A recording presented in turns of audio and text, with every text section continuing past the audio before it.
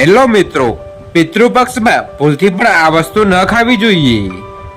તો મિત્રો, આ વર્ષે પિતૃપક્ષ 18 સપ્ટેમ્બર 2024 અને બુધવારથી શરૂ થઈ ગયા છે અને 2 ઓક્ટોબરે સમાપ્ત થશે. તો હિન્દુ પંચાંગ અનુસાર પિતૃપક્ષ એટલે કે શ્રાદ્ધ ભાદરવા મહિનાની પૂનમથી શરૂ થાય છે, જે ભાદરવી અમાસના દિવસે સમાપ્ત થાય છે.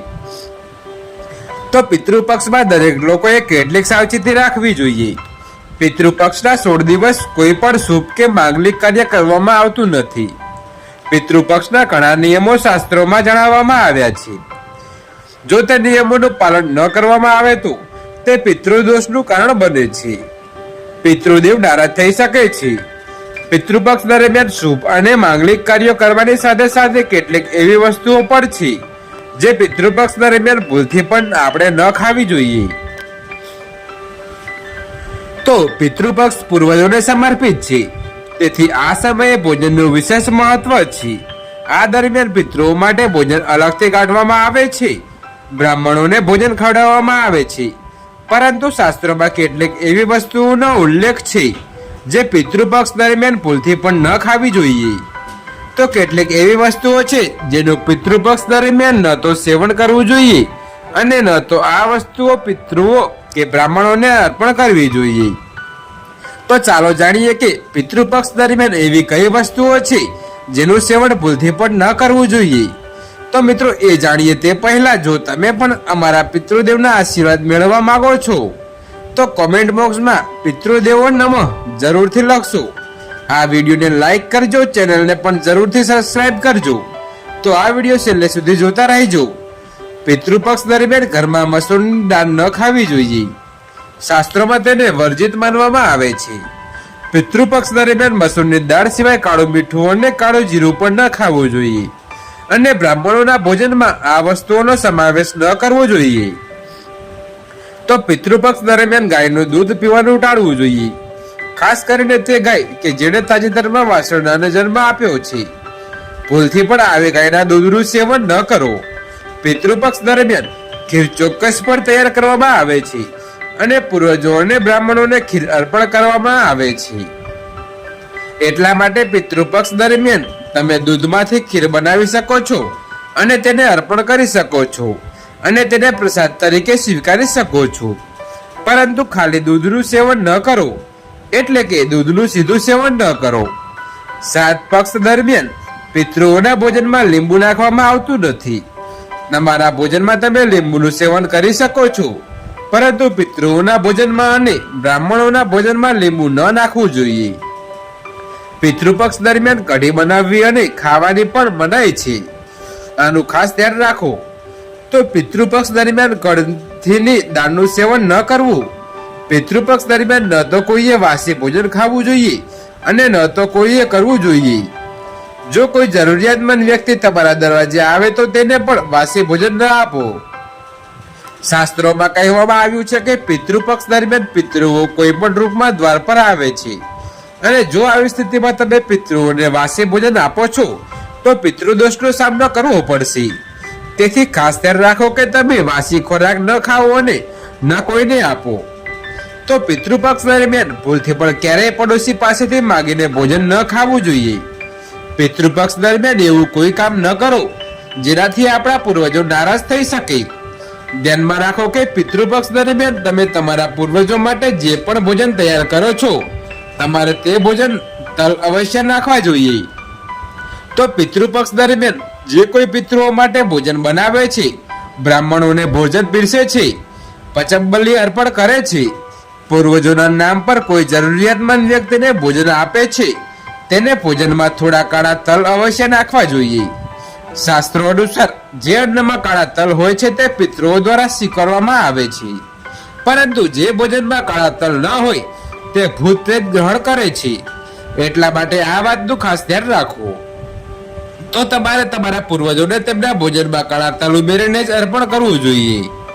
કાળા તલ શ્રાદ્ધ ભોજનને ભૂત અને પિશાચથી બચાવે છે. એટલા માટે આ વાતનું ખાસ ધ્યાન રાખો. તો ગરુડ પુરાણ અનુસાર તમારે તમારા પૂર્વજો માટે કઈ કઈ વાનગીઓ તૈયાર કરવી જોઈએ. તો સૌથી પહેલા દૂધ અને ખાંડની બનેલી ખીર છે. જો તમે પૂર્વજો માટે બધી વાનગીઓ બનાવી શકતા નથી તો પૂર્વજોને સંતુષ્ટ કરવા માટે તમારે દૂધ અને ખાંડની ખીર બનાવવી જોઈએ. તેઓ આ વાનગીથી સૌથી વધુ આનંદ મેળવે છે અને તે તમારા ઉપર ખૂબ જ પ્રસન્ન થાય છે.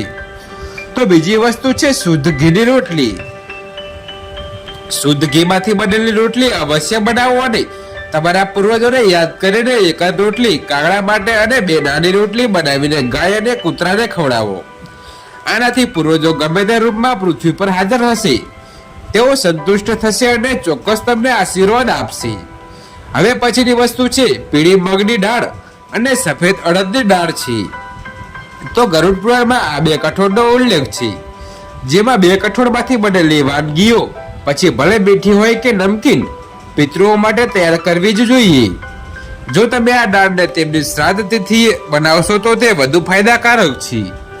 આ સિવાય જો પૂર્વજો માટે બટેટા, ઘઉંની પૂરી, મીઠો ગોળનો રોટલો, મીઠા કેસરવાળા ભાત, કાળા ચણા અને ચણાની વસ્તુઓ તૈયાર કરવામાં આવે તો પૂર્વજો પ્રસન્ન થઈને તેનો સ્વીકાર કરે છે. તો ચાલો હવે જાણીએ કે પિતૃપક્ષમાં ભોજન કેવી રીતે બનાવવું. જેમ આપણે ભગવાનને ભોગ અર્પણ કરીએ છીએ તે સમયે તેને ચાખતા કે એઠું કરતા નથી, તેવી જ રીતે આપણે આપણા પૂર્વજોને ભોજન અર્પણ કરતા પહેલા ચાખવું જોઈએ નહીં. ભોજન બનાવતા પહેલા તમારે સંપૂર્ણપણે શુદ્ધ થવું જોઈએ. તમારે સ્નાન કર્યા વિના પિતૃ ભોજન બનાવવું જોઈએ નહીં અને જે સ્ત્રી માસિક ધર્મ આવે છે તેને પણ પિતૃ ભોજન બનાવવું જોઈએ નહીં. તો પિતૃ ભોજન બનાવતા પહેલા ગંગાજળનો છંટકાવ કરીને રસોડું સાફ કરવું જોઈએ.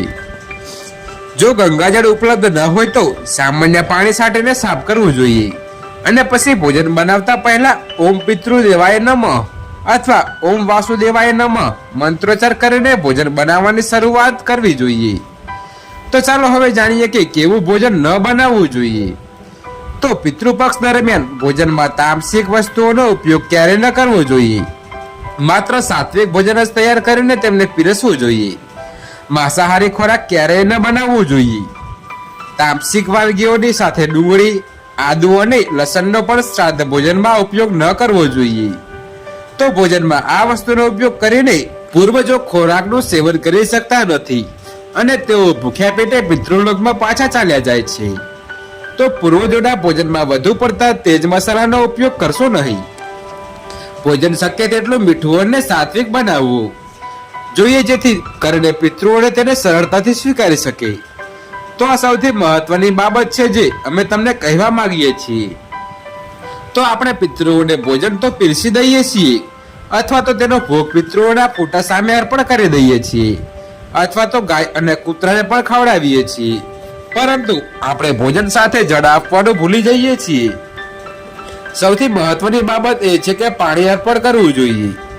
પિતૃપક્ષ દરમિયાન જળ અર્પણ કરો જેથી કરીને પૂર્વજો તરસ્યા પિતૃલોકમાં ન જાય.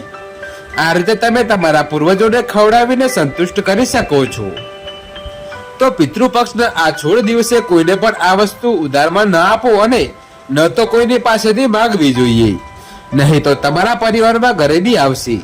તમારા પૂર્વજો તમારા ઘરનો ત્યાગ કરી શકે છે. પિતૃપક્ષ દરમિયાન કોઈ વ્યક્તિ કોઈને ઉધાર આપે છે કે કોઈ પાસેથી વસ્તુ ઉધાર લે છે તો તેના જીવનમાં દરિદ્રતા આવી જાય છે. એટલા માટે પિતૃપક્ષના દિવસોમાં આવું ન કરવું.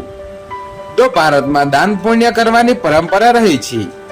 દરેક વ્યક્તિ દાન કરીને પિતૃપક્ષનો લાભ લે છે અને તેમના આશીર્વાદ મેળવે છે. પરંતુ ખાસ કરીને પિતૃપક્ષ દરમિયાન તમારે ન તો આ 2 પ્રકારના કપડાં ખરીદવા જોઈએ અને ન તો કોઈને આપવા જોઈએ. તે કાળા અને સફેદ કપડાં છે. તો મિત્રો, પિતૃપક્ષ દરમિયાન સફેદ વસ્ત્રોનું દાન કરવાથી આપણા પિતૃઓ પ્રસન્ન થાય છે અને પિતૃદોષ ઓછો થાય છે. એવું માનવામાં આવે છે કે જો તમે પિતૃપક્ષ દરમિયાન કાળા કપડાનું દાન કરો છો તો તમને તમારા પૂર્વજો દ્વારા શ્રાપ મળે છે અને તેની અસર તમારા જીવન પર પડે છે. ખાસ કરીને કાળા કપડાં ક્યારેય કોઈને દાનમાં ન આપવા જોઈએ. આ દિવસે ફાટેલા કપડાં પણ દાનમાં ન આપવા જોઈએ.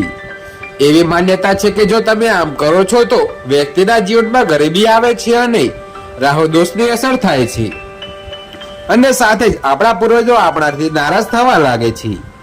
તેથી તમારે આ વાતનું ધ્યાન રાખવું જોઈએ. તો તો તમારા પૂર્વજો સંબંધિત ધન કે કોઈ પણ પ્રકારની વસ્તુ તમે કોઈ પણ વ્યક્તિને ન આપો. જેમ કે આપણા વડીલો દ્વારા આપવામાં આવેલા કોઈ પણ ચાંદીનો સિક્કો અથવા આશીર્વાદ તરીકે આપવામાં આવેલી કોઈ પણ કિંમતી વસ્તુ, કોઈ પણ ધાર્મિક વસ્તુ, ભગવાન સંબંધિત કોઈ પ્રકારનું પ્રતીક અને પૂજા સામગ્રી તમારે ભૂલથી પણ ક્યારેય કોઈને ઉધાર કે દાનમાં આ વસ્તુ ના આપવી જોઈએ.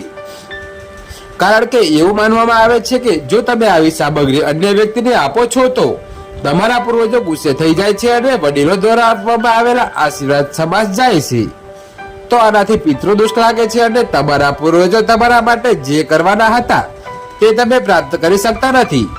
તો સૌથી પહેલા તમારે આ વાતનું ધ્યાન રાખવું જોઈએ. વડીલો તરફથી આદરના ચિહ્ન તરીકે મળેલી કોઈ પણ વસ્તુ ક્યારે કોઈને પણ આ રીતે આપવી જોઈએ નહીં. તેને હંમેશા કાળજીપૂર્વક રાખો. શ્રાદ્ધ પક્ષ દરમિયાન આપણે આપણા પૂર્વજોને તર્પણ કરીએ છીએ, પિંડનું દાન કરીએ છીએ અને ગંગાના સ્નાન કરીએ છીએ વગેરે. તો પિતૃપક્ષ દરમિયાન ખાસ કરીને સફેદ વસ્તુઓ ચડાવવામાં આવે છે. આ વાતનું ધ્યાન રાખો કે પિતૃપક્ષના દિવસે આપણા પૂર્વજોને અર્પણ કરવા સિવાય જો કોઈ તમારી પાસે વહેલી સવારે દૂધ, દહીં, છાશ માંગવા આવે અથવા સાંજે પૈસા ઉધાર લેવા આવે તો ભૂલથી પણ તમારે ના આપવા જોઈએ. જો તમે તમારા પૂર્વજોને અર્પણ કરવા સિવાય બીજું કંઈ કરો છો તો તમારા પૂર્વજો ગુસ્સે થશે અને તમારે પૂર્વજોને ક્રોધનો સામનો કરવો પડશે. એટલા માટે પિતૃપક્ષ દરમિયાન કોઈ પણ વ્યવહાર ન કરવો. તેવી જ રીતે પિતૃપક્ષ ધન સંપત્તિ સાથે જોડાયેલો છે. પિતૃપક્ષ દરમિયાન આપણા પૂર્વજો ભૌતિક રીતે પૃથ્વી પર આવે છે અને આપણા ઘરમાં તેમનું આગમન અને તેમના આશીર્વાદ સુખ અને સમૃદ્ધિમાં ફેરવાય છે. જો તમે ધન અને સમૃદ્ધિ પ્રાપ્ત કરવા માંગો છો તો તમારે ધ્યાનમાં રાખવું જોઈએ કે પિતૃપક્ષ દરમિયાન જો કોઈ વ્યક્તિ તમારી પાસે ભૂલથી પૈસા ઉધાર લેવા આવે છે તો તમારે તેને પૈસા ઉધાર ના આપવા જોઈએ અને આવી સ્થિતિમાં તમારે ઉધાર ન આપવું જોઈએ અને બીજા પાસેથી ઉધાર ન માંગવા જોઈએ. તો એવી માન્યતા છે કે પિતૃપક્ષ દરમિયાન તમે જે પૈસા ઉછીને આપો છો અથવા લો છો તે ક્યારેય પાછા આવતા નથી, પરંતુ આ સમયે આપનાર અને લેનાર બંને દેવામાં ડૂબી જાય છે. આનાથી પિતૃઓનો શ્રાપ લાગે છે. પિતૃપક્ષમાં ચોખા સાથે કાળા તલ મિક્સ કરીને દાન કરવાથી પિતૃદોષ હંમેશા માટે દૂર થઈ જાય છે. તો આપણા પૂર્વજો ખુશ થાય છે. રોટલીમાં ગોળ અને થોડા કાળા તલ નાખીને ગાયને ખવડાવવાથી પિતૃદોષ કાયમ માટે દૂર થઈ જાય છે. તાંબાના વાસણમાં થોડું ગંગાજળ મિક્સ કરીને તેમાં થોડા તલ ઉમેરીને પીપળાના ઝાડના મૂળમાં ચઢાવવાથી પિતૃદોષ કાયમ માટે દૂર થઈ જાય છે.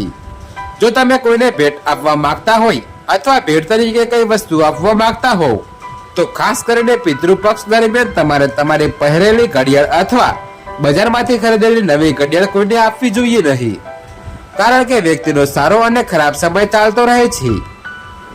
તમારે કોઈની પાસેથી ઘડિયાળ ન લેવી જોઈએ. જો કોઈનો સમય સારો છે અથવા તમે પણ સારા સમય પસાર કરી રહ્યા છો અને જો તમે તમારો સમય બીજા કોઈને આપો છો તો આવનારા સમયમાં તમને તમારા પરિણામો જોવા નહીં મળે. પિતૃપક્ષ દરમિયાન પતિ પત્ની અંતર જાળવવું જોઈએ, કારણ કે આ સમય દરમિયાન આપણા પૂર્વજો આપણા ઘરની અંદર આપણી આસપાસ હાજર હોય છે અને જો તમે આમ કરશો તો આપણા પૂર્વજો ગુસ્સે થઈને ચાલ્યા જશે. સ્ત્રીઓને એવી આદત હોય છે કે જ્યારે રસોડામાં કોઈ પણ પ્રકારની ચીજ વસ્તુની અછત હોય ત્યારે તેઓ તેમના પડોશીના ઘરે જઈને વસ્તુ માંગતા હોય છે. તેના ઘરેથી તેલ, ઘી કે હળદર માંગવામાં આવે છે. તો આ ત્રણ વસ્તુઓને સૌભાગ્યનું પ્રતીક માનવામાં આવે છે.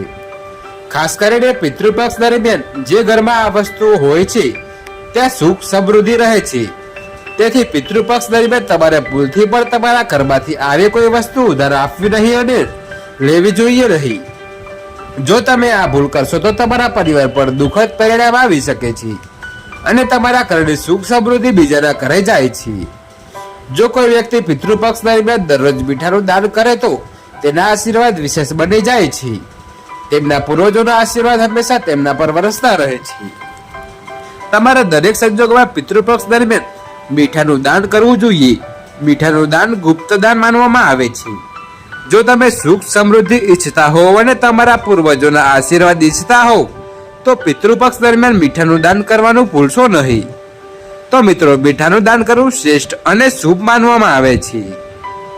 તો મિત્રો, જો આ વિડીયો તમને પસંદ આવ્યો હોય તો વિડીયોને લાઈક કરજો, ચેનલને સબસ્ક્રાઇબ કરજો અને બાજુમાં આપેલા આઇકનને પ્રેસ કરીને ઓલ ઉપર સિલેક્ટ કરી લેજો, જેથી તેમને વિડીયોની નોટિફિકેશન સૌથી પહેલા મળી રહે. અને કોમેન્ટ બોક્સમાં પિતૃદેવો નમઃ જરૂરથી લખજો. તો મિત્રો, વિડીયોને છેલ્લે સુધી જોવા બદલ આપનો ખૂબ ખૂબ આભાર.